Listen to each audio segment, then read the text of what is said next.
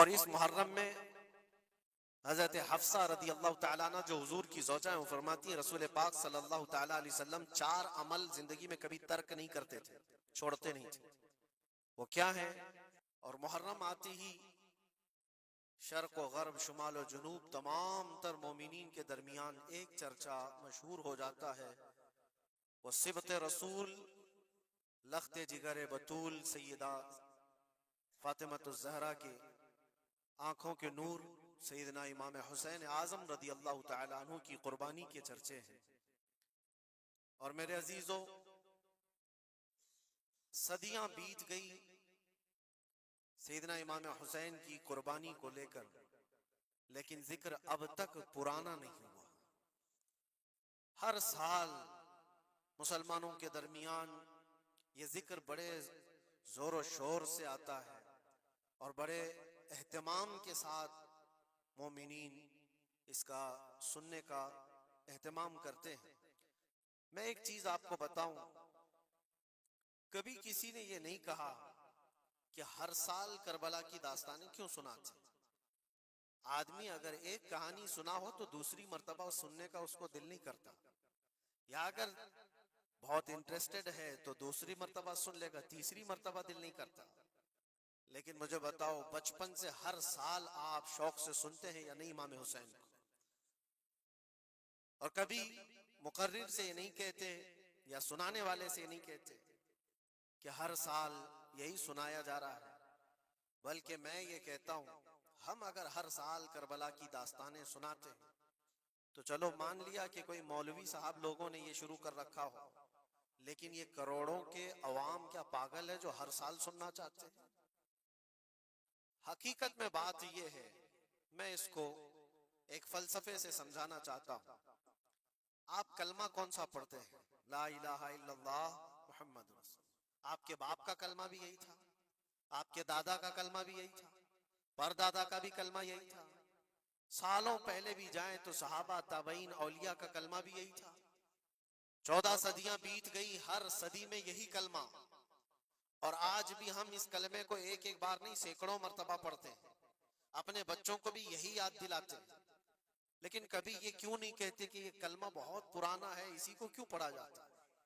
نیا کلمہ نہیں آئے گا، پرانا ہے، سب کو پتا ہے، لیکن پڑھنے میں کبھی کسی کو اکتاہٹ بھی نہیں آتی۔ کلمہ طیبہ جو پڑھتا ہے اسے اندازہ ہوتا ہوگا شوق سے اس کا ورد کرتا ہے۔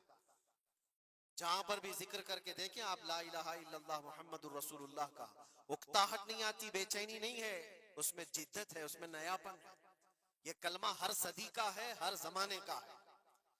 تو 14 صدیوں سے جب کلمہ پرانا نہیں ہوا تو پھر وہ بات ہمیں یاد آتی، حسین اعظم ہے کون، جس کو اس شعر سے سمجھا گیا ہے، سر داد نہ داد دست در دست یزید، حقا کے بنائے لا الہ است حسین۔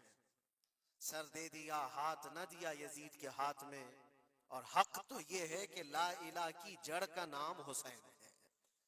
تو لا الہ کی جڑ کا نام، لا الہ کی بنیاد کا نام حسین ہے، تو جس طرح کلمہ پرانا نہیں ہوتا اسی طرح حسین کا تذکرہ بھی کبھی پرانا نہیں ہوتا۔ عزیزان گرامی، محرم الحرام یہ حرمت والے 4 مہینوں میں سے ایک ہے۔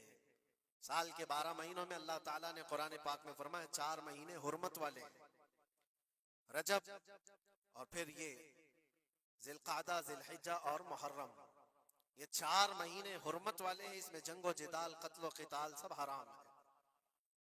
صرف آپس کی بات نہیں کر رہا میں، کسی دوسرے کے ساتھ بھی جو جنگیں ہوتی تھی اس وقت یہ سب حرام ہو جاتی، سب تلواریں نیچے رکھ لیے جاتے حرمت والے مہینوں۔ لیکن تف ہے، لعنت ہے اس یزیدی فوج پر جس نے حرمت والے مہینے کا بھی خیال نہیں کیا، اور نہ ہی کفار و مشرکین سے ان کا مقابلہ تھا، بلکہ رسول اللہ کے گھر والوں سے مقابلہ تھا، اہل بیت اطہار سے مقابلہ تھا۔ حرمت والے مہینوں کی دھجیاں اڑا دی گئی، کربلا کے اس میدان کو پورا لالا زار کر دیا، اس طرح خون ریز کر دیا گیا، ہر جگہ اہل بیت کے ٹکڑے نظر آتے تھے۔ وہ ایک عظیم سانحہ ہے، ایک عظیم حادثہ ہے جس کو رہتی دنیا تک بھلایا نہیں جا سکتا۔ آج میں تھوڑی باتیں عرض کر کے آپ کے سامنے یہ بات رکھوں گا. اللہ کے نبی صلی اللہ تعالیٰ علیہ وسلم نے اس حرمت والے مہینے کی فضیلت بھی بیان فرمائی. اور اس محرم میں حضرت حفصہ رضی اللہ تعالیٰ عنہ جو حضور کی زوجہ ہیں، وہ فرماتی ہیں رسول پاک صلی اللہ تعالیٰ علیہ وسلم 4 عمل زندگی میں کبھی ترک نہیں کرتے تھے، چھوڑتے نہیں تھے. وہ کیا ہیں؟ تو آپ فرماتی ہیں ان میں سے ایک عاشورہ کا روزہ حضور کبھی نہیں چھوڑتے تھے. عاشورہ کا روزہ رسول پاک صلی اللہ تعالیٰ علیہ وسلم کبھی ترک نہیں فرماتے. اس کی بڑی فضیلت ہے. یہ عاشورہ کیا ہے؟ 10ویں محرم کے دن کو عاشورہ کہا جاتا ہے. بڑا تاریخی دن ہے، اور بلکہ اللہ کے نبی صلی اللہ علیہ وسلم نے یہ بھی فرمایا قیامت بھی اسی دن کو آنے والی ہے.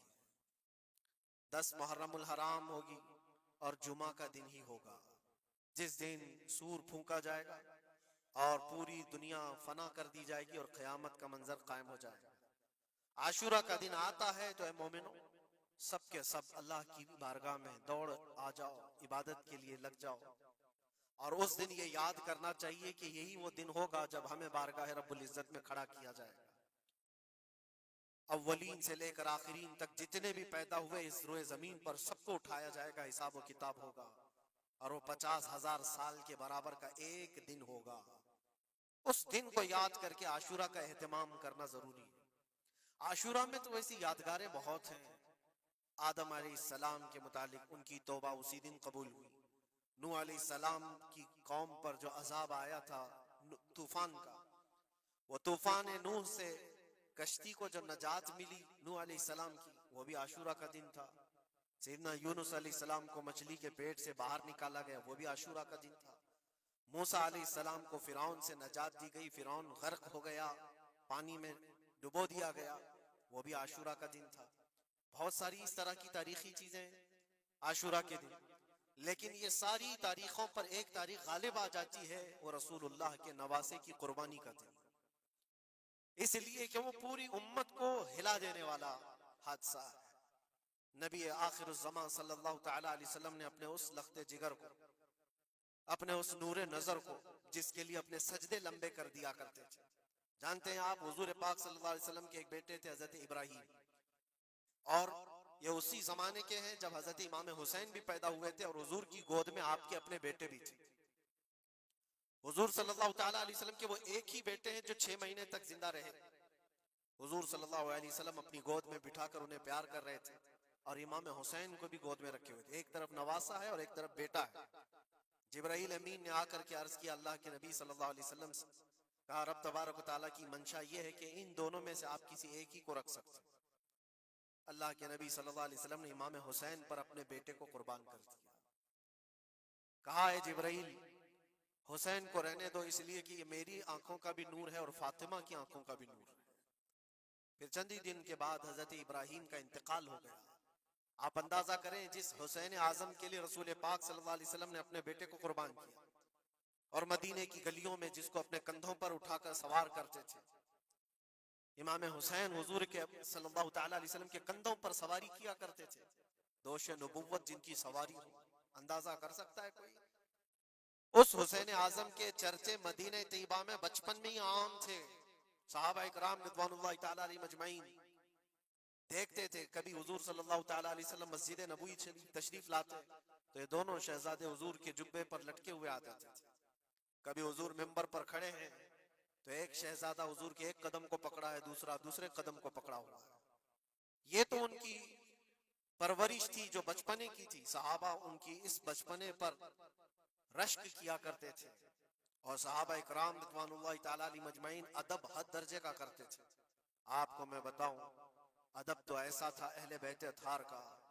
امام حسین کی عمر چھوٹی سی تھی، امام حسین، اور ایک زمانہ ایسا تھا جب حضور پاک صلی اللہ علیہ وسلم کے وصال کے بعد حضرت ابو بکر کا زمانہ آیا. 2.5 سال آپ نے خلافت کی.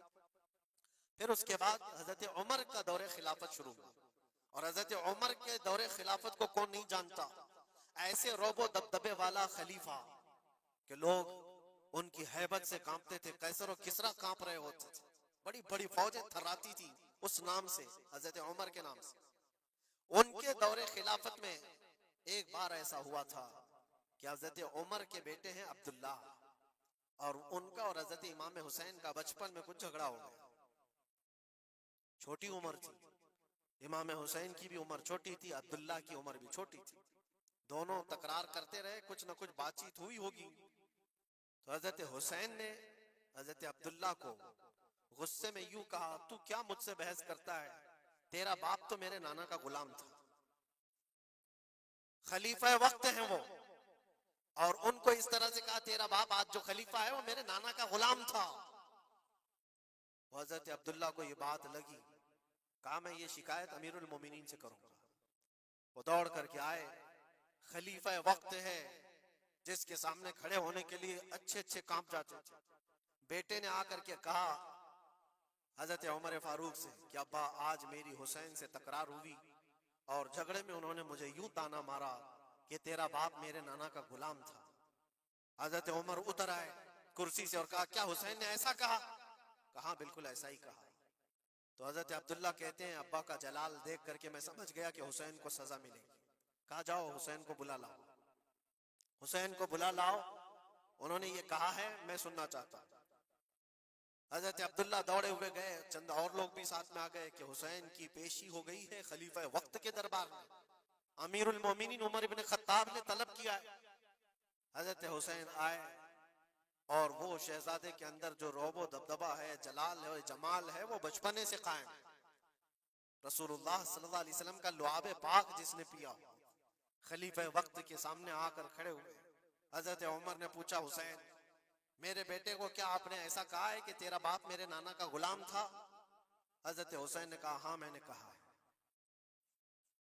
ڈر کس بات کا, خوف کس بات کا؟ جو کہا ہے وہ کہہ رہا ہوں, ہاں میں نے کہا.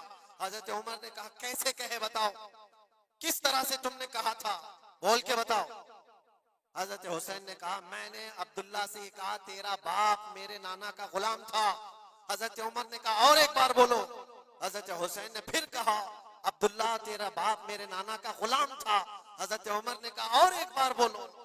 3 بار بولنے کے بعد ان کے دونوں بازو پکڑ کر کے گھٹنے زمین پر ٹیک دیا. حضرت امیر المومنین کہتے ہیں میری بخشش کے لیے تمہارے جملے ہی کافی ہو گئے.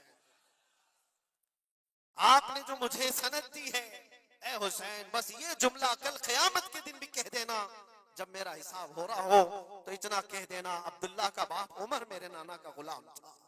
اس لیے کہ رسول کریم صلی اللہ علیہ وسلم نے فرمایا ہے الحسن والحسین سیدہ شباب اہل الجنہ, حسن اور حسین جنتی جوانوں کے سردار ہیں. یہ جسے اجازت دے دیں وہ جنت میں چلا جائے گا, جسے یہ کہہ دیں وہ کہ یہ میرے نانا کا غلام ہے.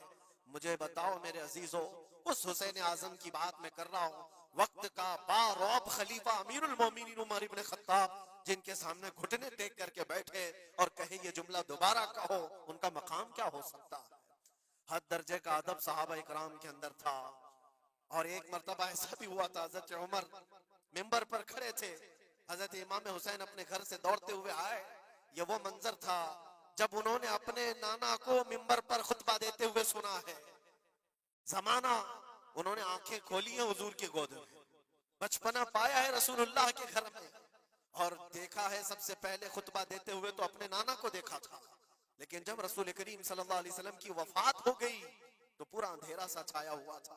حضرت امام حسین ان کے متعلق ہے کہ ایک بار حضرت عمر ممبر پر کھڑے تھے, وہ دوڑتے ہوئے آئے مسجد میں. حضرت حسین کو ایسا لگا کہ رسول اللہ خطبہ دے رہے. وہ یادیں کہاں سے جاتی جو رسول اللہ کو خطبہ دیتے ہوئے دیکھا تھا. دوڑتے ہوئے آئے, دیکھا عمر فاروق خطبہ دے رہے ہیں, تو چیخ کر کے کہا کہ آپ میرے نانا کے ممبر سے اتر جاؤ, یہ میرے باپ کا ممبر ہے, اپنے باپ کے ممبر پر جاؤ, تمہارے باپ کے ممبر پر جاؤ.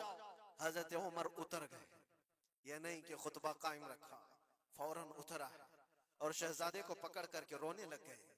سچ کہا ہے حسین, یہ ممبر تو تمہارے گھر کا ہی ہے, یہ ممبر تمہارے باپ کا ہے, تمہارے نانا کا ہے, اور انہوں نے یہ عزت بخشی ہے ہمیں کہ ہم اس ممبر پر کھڑے ہوتے ہیں.